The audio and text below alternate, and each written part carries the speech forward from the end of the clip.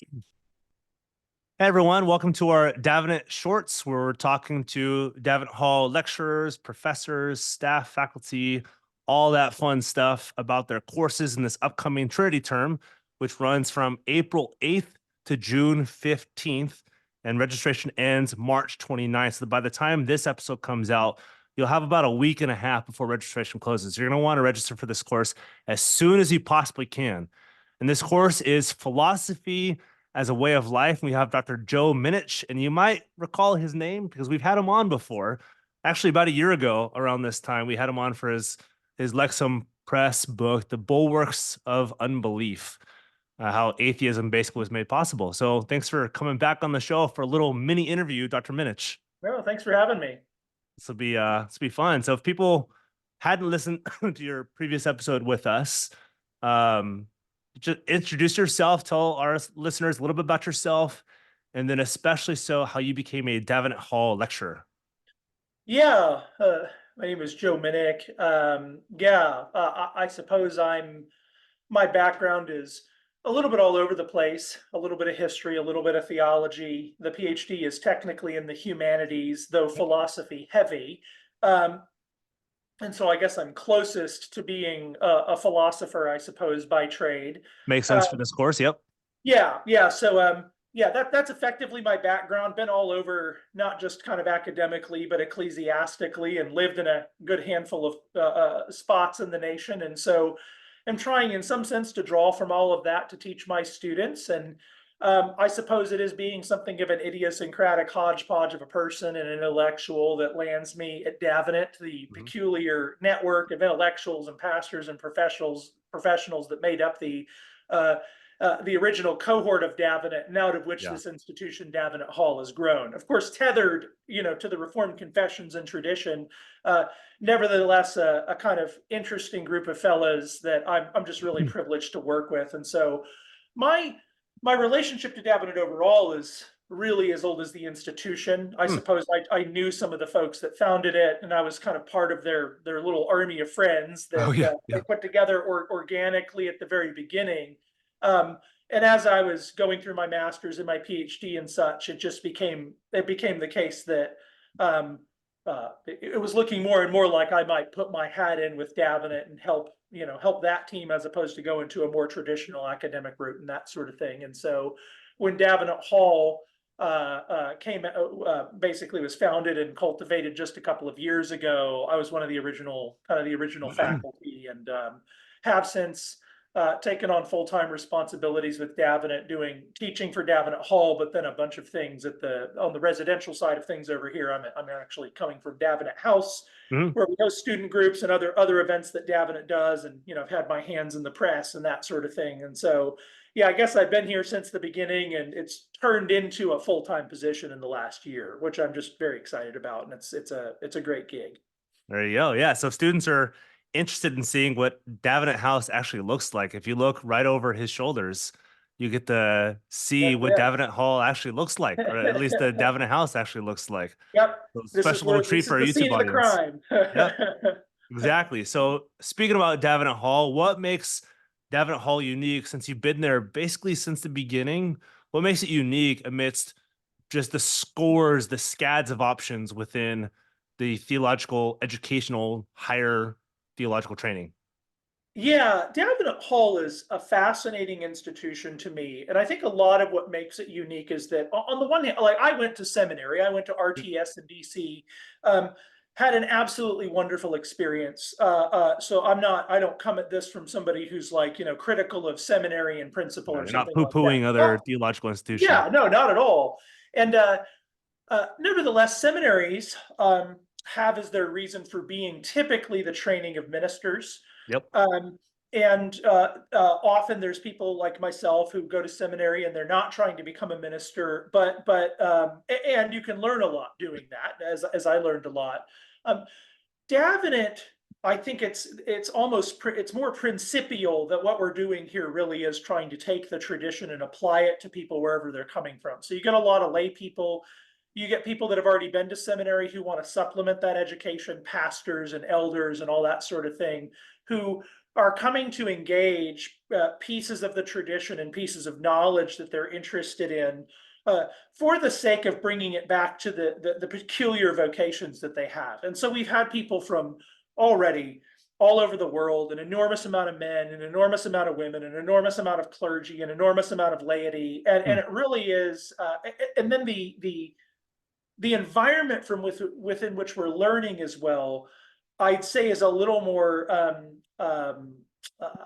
seminar-like and open-ended, in the sense that while our teaching is rooted in the and grounded in the Reformed confessions and in the Protestant tradition, Yep. um, the goal is not so much to kind of produce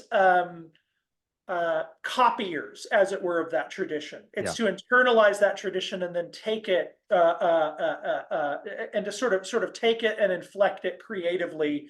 I don't mean that in any sort of loosey goosey way, No. um, but part of the environment you get there, or part of the thing that cultivates that, is that even among the faculty, we're kind of a pan-Protestant confessional organization, in the sense Hmm. that, you've got Anglicans and Presbyterians and Baptists, and we Yep. can even have Lutherans around here and get along, as long as they'll like us, you Yep. know. As long as they Uh, keep us. uh, exactly, exactly. And so, we're coming from a good handful of angles and are already used to being in dialogue with each Yeah. other, rooted in a kind of rich common heritage, but already a bit differently inflected in each of us. And then we each have different convictions about all the, contemporary hot takes about things. Sure. And so the professors, in a sense, are already in a rich conversation, and you invite the students into that. And that's really what it's meant to be, is an incubator of that kind of vibe, if you will, so that we can send our students out to really aid the church, to be big in imagination, but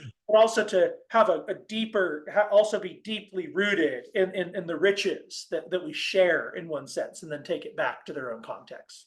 Yeah, that's good. So, more focused specifically on your course, the course has a lofty name, Philosophy as a Way of Life. So, can you Yep. describe what the course is going to be talking about? Because life is a big topic. Yeah. So philosophy as a way of life, for those with ears to hear, kind of pings a resurgence movement that is often associated with the name Pierre Hadot. And effectively what it looks at is that we all kind of hear about philosophy in our undergraduate courses, and it's kind of like an engineer brain logic chopping Yeah. solving kind of apparatus that you develop Or to the guy figure out who's why too you're smart not for in his the own good and he matrix. ends up working at Starbucks and he just has all these arguments all the time.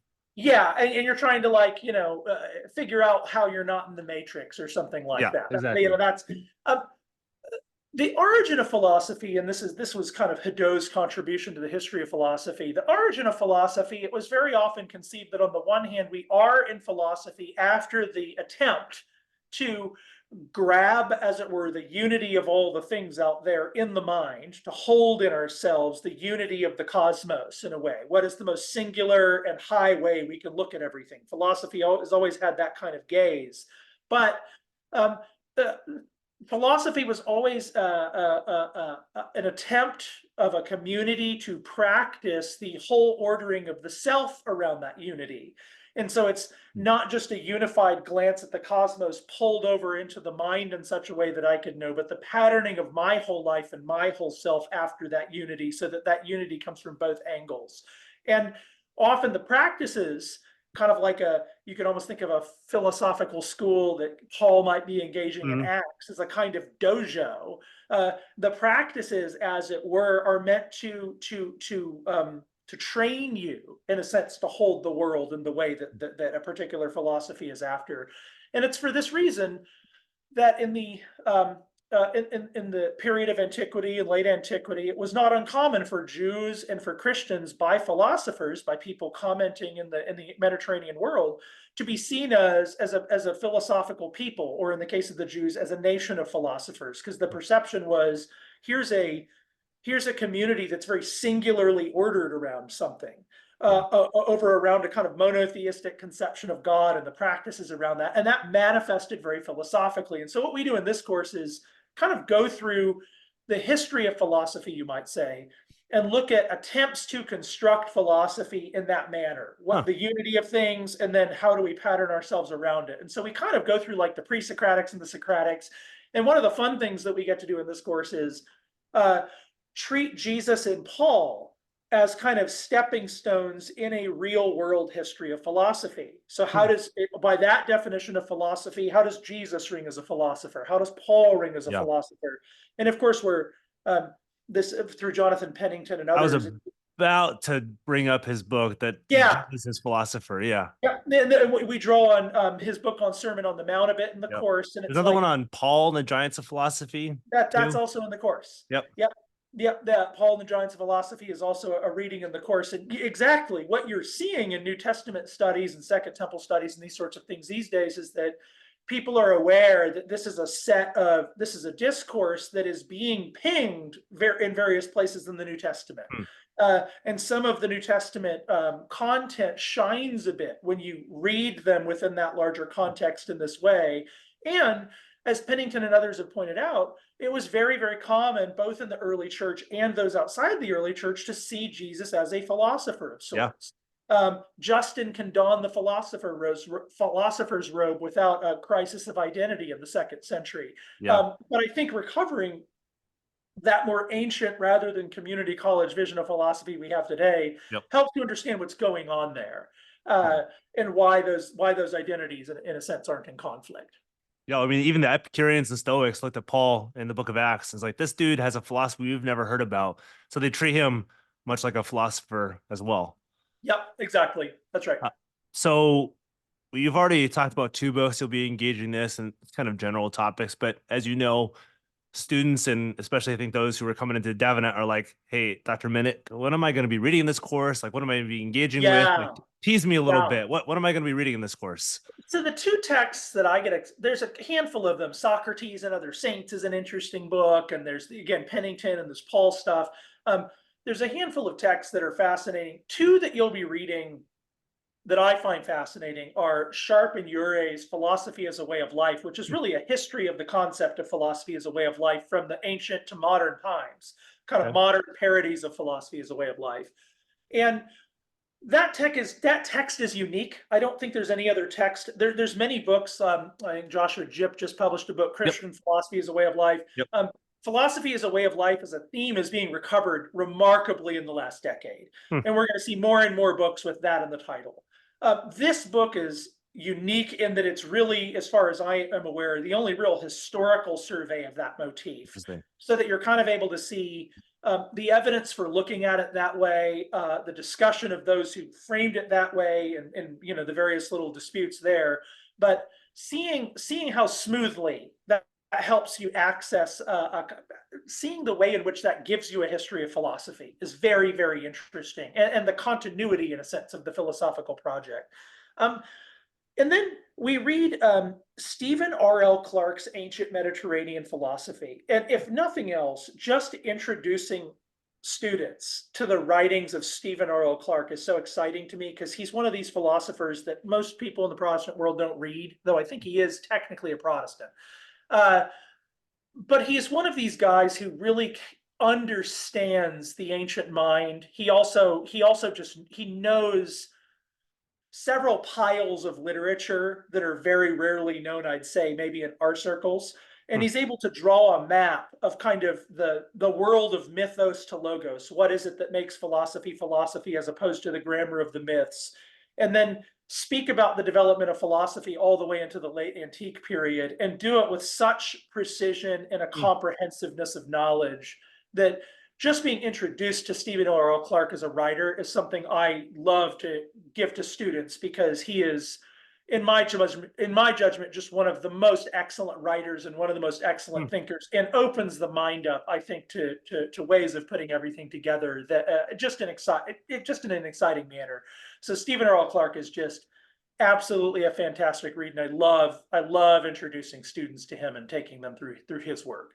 Yeah. So students are salivating at this and you're excited to teach this, but as I've talked to each one of the dominant lecturers as we conclude, the goal is not just so much to of course it is part to just open up their brains and then insert some information, close back their brains, and then send them off on their way. You want to inform them but also form them into a certain type of person. So What's your hope of this course and how it forms and shapes your students after taking it?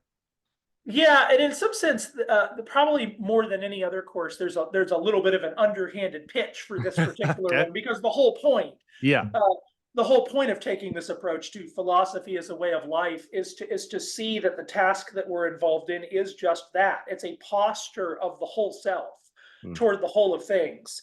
And what you want students to walk away with is actually as full removal from an ideological or kind of engineer brain approach to what philosophy is, and that sense that the project of philosophy involves the engagement of the whole human and the whole of your life, the whole of your experiences, the whole of your Yeah. story. And then the engagement with the whole story in a sense of the world and the structure of the world, and to put those together in such a way that's actually illuminating and posturing of your act. And in one sense, one of the ways you get that uh, is just to engage different ways people have done that. Imagined what that project might look like. And so in some sense, it's the most it sounds a bit theoretical, I suppose, but in some ways, it's almost kind of that's almost pre-packaged practical, because the motif Mm. itself is meant to treat philosophy as much a content as a set of exercises, a way of exercising the whole self and the world, uh, and so really just cultivating students who have that as a vision for themselves and who have a sense of wonder about what it means to grow in knowledge, and to have a sense of the whole of things, I think is just crucial, especially in an era where I think ideas really do, we live in such an era of tribal Yep. knowledges. We live in such an era of kind of learning things to get into the debates. Yeah. And you lose that primal childlike contact. If Christ, Yeah. this is what Christ means when Yeah. he says, Ideas are no longer communal. Ideas are the things that separate us from each other. yep. So it's like Christ says you have to become a child to enter the kingdom of heaven. And I'm not, this is not exactly what Christ was talking about. But there's a philosophical equivalent, which is Sure. um, you also have to become a little bit like a child to become a great philosopher. And philosophy as a way of life is recapturing that contact with things by the means of wonder. I think that makes each person to be the best philosopher, to engage in the project of philosophy in the best way they can.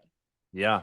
Yeah. So if this interests any students, those who are either looking for continuing education or to dip their toes in, audit a course, or become a full-time student, we have a coupon code that Davenant Hall has given to us for all of our listeners. It's GGG Trinity 24. And if you use that, you get $25 off your first course. You're a first-time student, you get your first $25 off. So I think it's effectively 10, it's like 7 to 10% off, depending on what kind of student you become at Davenant Hall. So I would very much encourage, we'll have that in our show notes. But thank you, Dr. Minich, for coming on and talking about your course, and excited to see people take this course and become philosophers of life. All right. Thanks so much.